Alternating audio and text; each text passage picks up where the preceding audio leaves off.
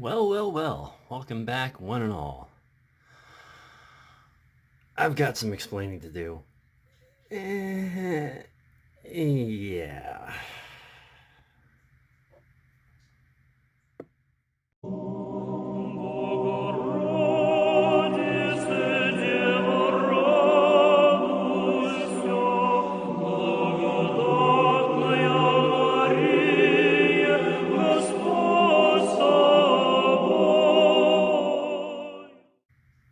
Okay, everybody, welcome back to Orthodox Review, the most uneducated educational program on the internet today. And I know what you're all thinking.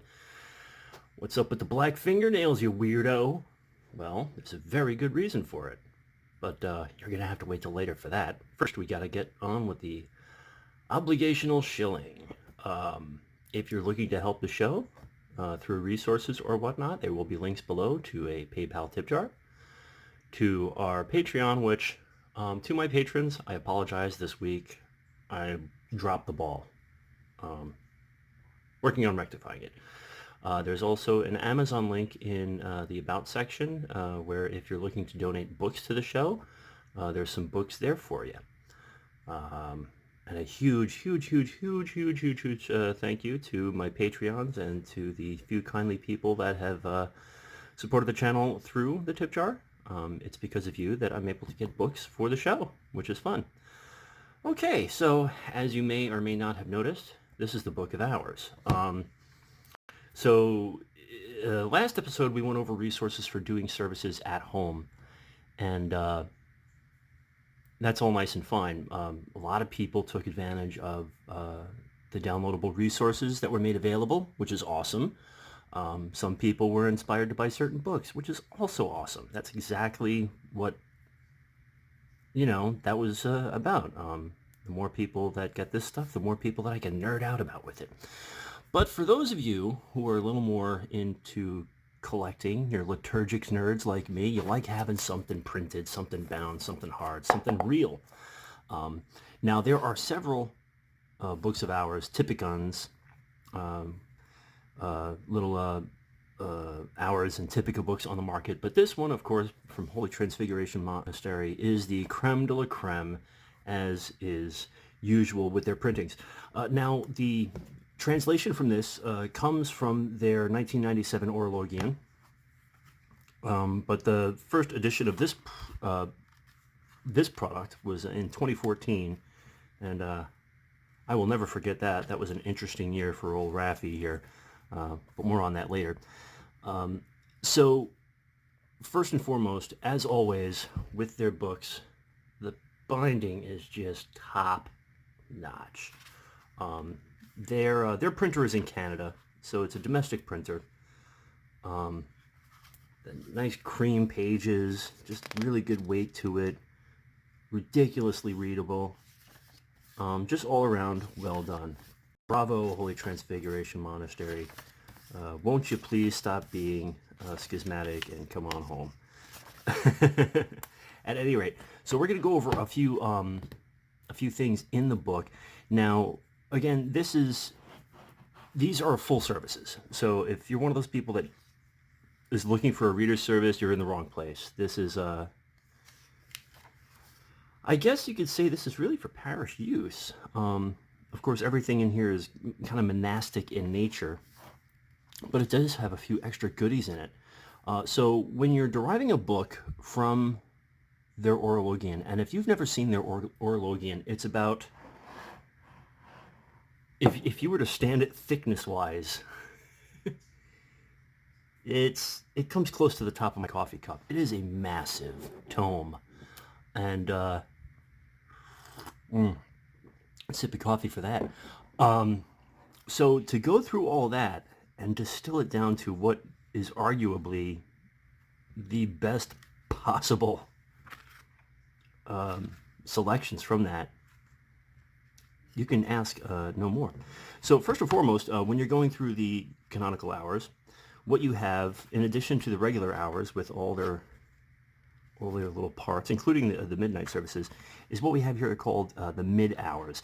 And in monasteries, these are chanted and read between the regular hours, as you see. So they're pretty much just first hour 1.5. You know what I mean? So you've got 3 more Psalms. Let's see.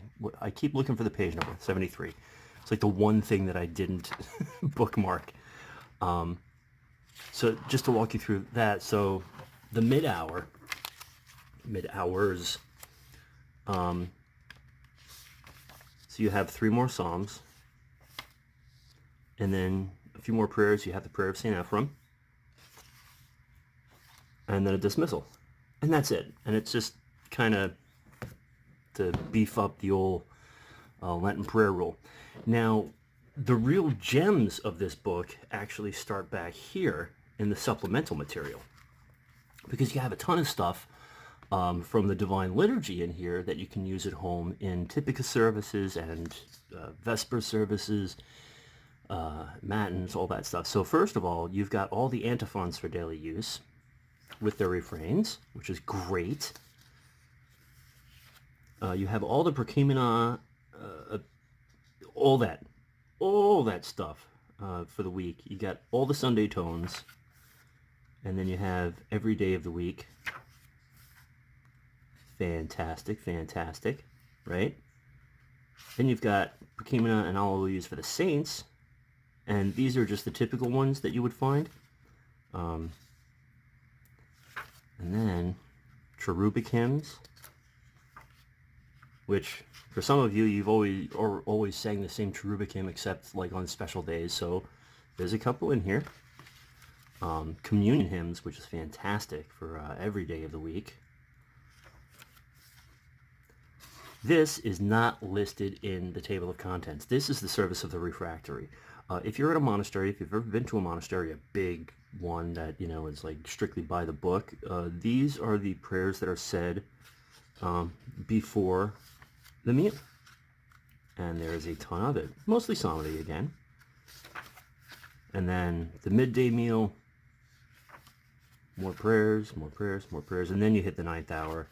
And then after the 9th hour, so you have the Typica earlier in the book, but here after the 9th hour, because usually in Lent, after the 9th hour, we have the Typica, or in some cases, the the Typica leads into the liturgy of the pre-sanctified gifts.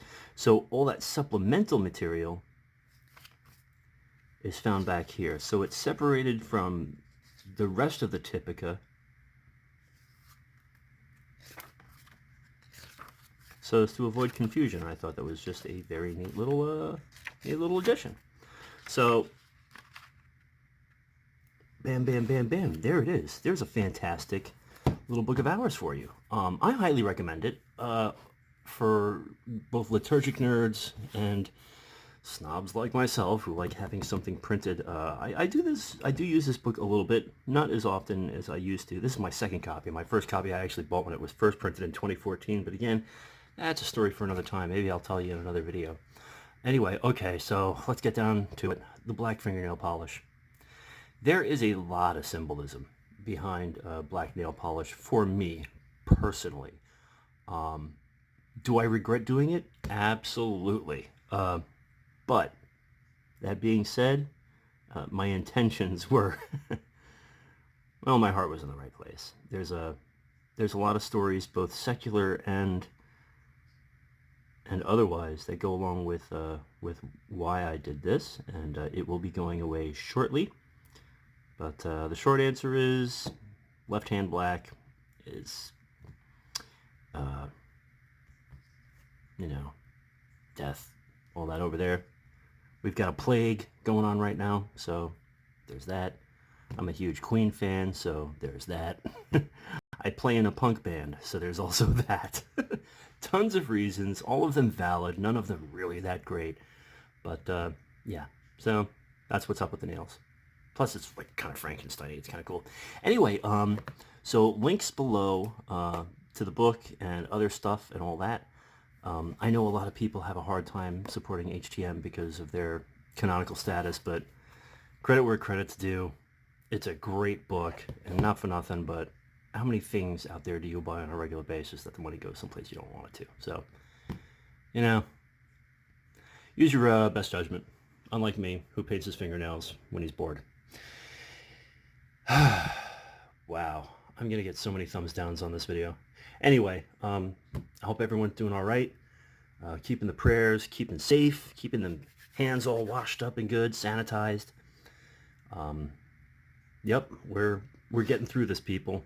Pascha's almost here, and whether or not we can celebrate in churches, if you're anything like me, you will be screaming Christ is risen at midnight on that night out in the middle of the street.